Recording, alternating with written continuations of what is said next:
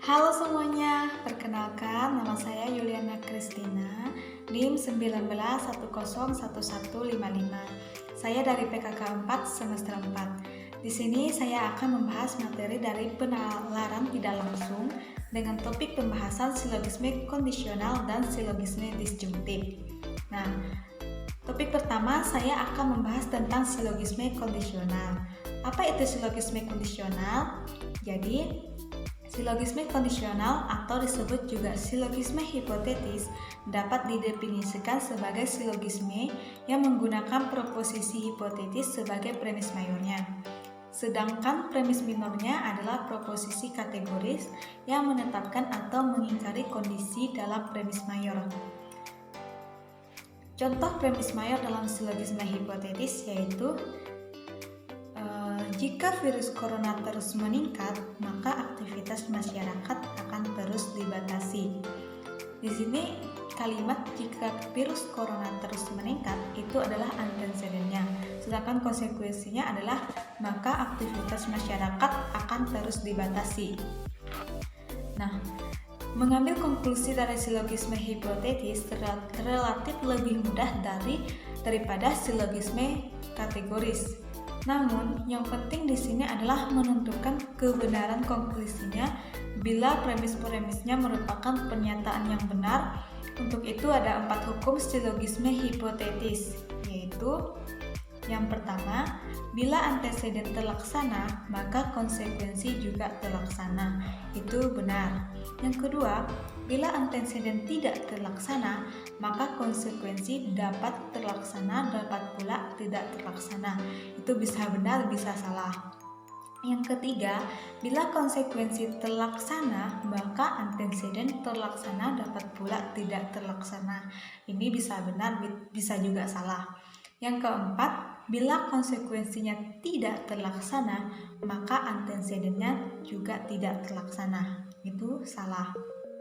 Nah, hubungan antara anteceden atau A dan konsekuen atau C dalam silogisme hipotetis dapat diringkas dalam tabel. Jika antecedennya terlaksana, maka C atau konsekuennya terlaksana. Yang kedua, jika antecedennya tidak terlaksana, maka konsekuennya terlaksana atau bisa juga tidak terlaksana. Yang ketiga, jika konsekuennya terlaksana, maka antecedennya terlaksana atau bisa juga tidak terlaksana. Yang keempat, jika konsekuennya tidak terlaksana, maka antecedennya juga tidak terlaksana. Nah, berdasarkan hukum tersebut, maka ada 4 bentuk silogisme hipotetis. Keempat bentuk ini adalah yang pertama, premis minornya mengakui bagian anteceden. Contohnya, jika saya sakit, saya minum obat. Sekarang saya sakit, jadi saya minum obat. Di sini premis mayornya adalah kalimat jika saya sakit, saya minum obat. Sedangkan antecedennya itu sekarang saya sakit, jadi saya minum obat. Karena antecedennya terlaksana, maka konsekuennya juga terlaksana. Contoh yang kedua, maksudnya bentuk yang kedua,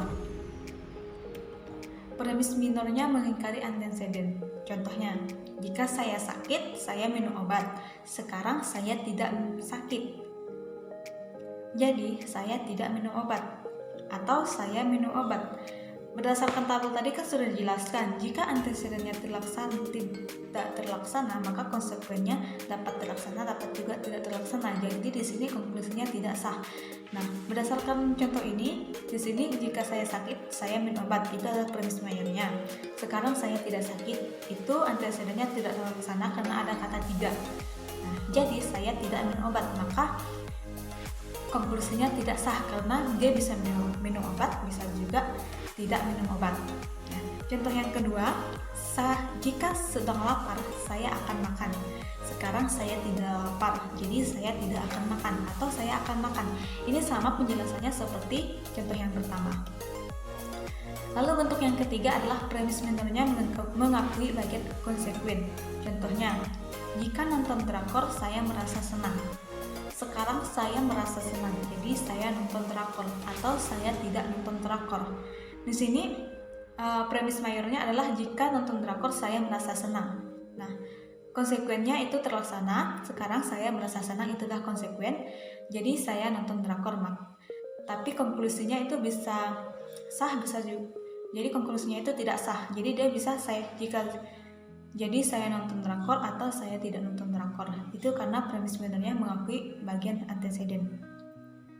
Nah, contoh yang kedua, jika sedang mati lampu saya menyalakan lilin. Sekarang saya menyalakan lilin. Jadi lampu sedang mati atau lampu tidak mati. Ini pembahasannya sama seperti contoh yang pertama. Lalu bentuk yang keempat, premis minornya mengingkari konsekuennya. Contoh, jika hujan turun saya memakai payung. Sekarang saya tidak memakai payung. Jadi hujan tidak turun. Nah, premis mayornya, jika hujan turun saya memakai payung. Sekarang saya tidak memakai payung. Ini adalah konsekuennya tidak terlaksana karena ada kata tidak. Jadi hujan tidak turun. Maka antecedentnya juga tidak terlaksana. Lalu contoh yang kedua, jika sinyal bagus saya masuk kuliah. Sekarang saya tidak masuk kuliah, jadi sinyal tidak bagus. Itu premis mayornya, jika sinyal sedang bagus saya masuk kuliah.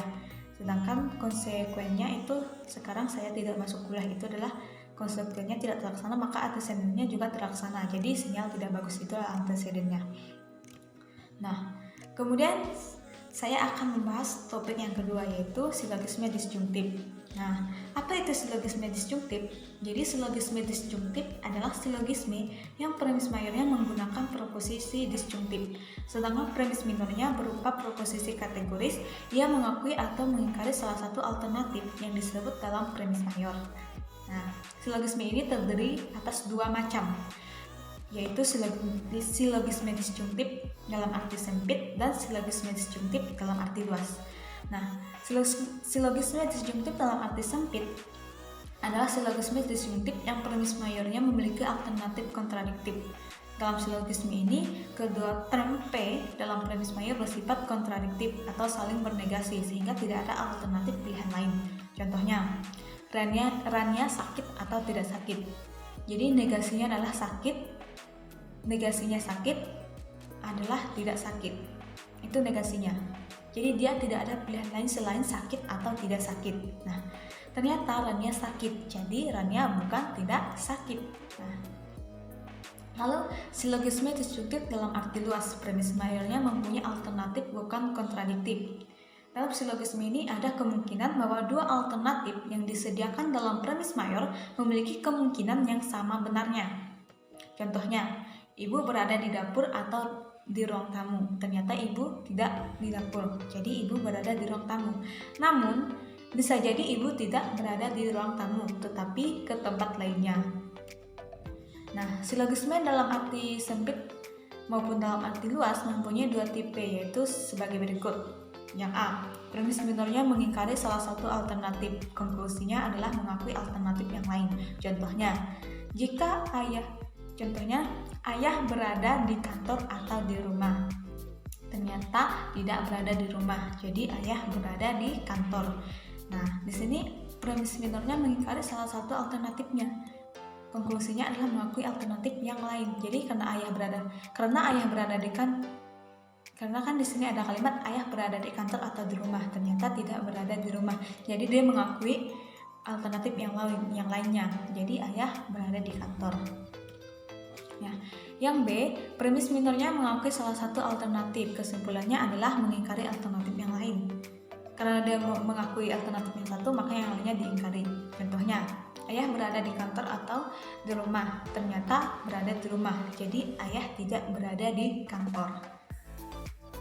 Nah, pada beberapa hukum silogisme disjungtif. Yang A, dalam silogisme disjungtif dalam arti sempit, konklusi yang dihasilkan selalu benar apabila prosedur penyimpulannya valid. Contohnya, Bella berkulit hitam atau putih. Ternyata Bella berkulit putih. Jadi, Bella tidak berkulit hitam. Itu benar. Atau bisa jadi Bella berkulit hitam atau berkulit putih. Ternyata Bella tidak berkulit putih. Jadi, Bella berkulit hitam. Itu juga benar.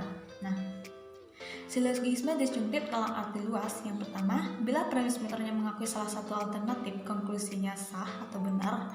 Contohnya, Yona menjadi artis atau dosen. Yona adalah artis, jadi Yona bukan dosen. Nah, yang kedua, bila premis minornya mengikat salah satu alternatif, konklusinya tidak sah atau salah. Contohnya, pilot itu berlibur ke Raja Ampat atau ke Pulau Bali. Ternyata tidak berlibur ke Raja Ampat, jadi ia berlibur ke Pulau Bali. Nah, konklusi salah karena ada kemungkinan pilot itu berlibur ke tempat wisata lain. Sekian pembahasan singkat dari saya mengenai silogisme kondisional dan silogisme disjunktif. Semoga bermanfaat untuk kita semua. Akhir kata saya ucapkan terima kasih. Tuhan Yesus memberkati.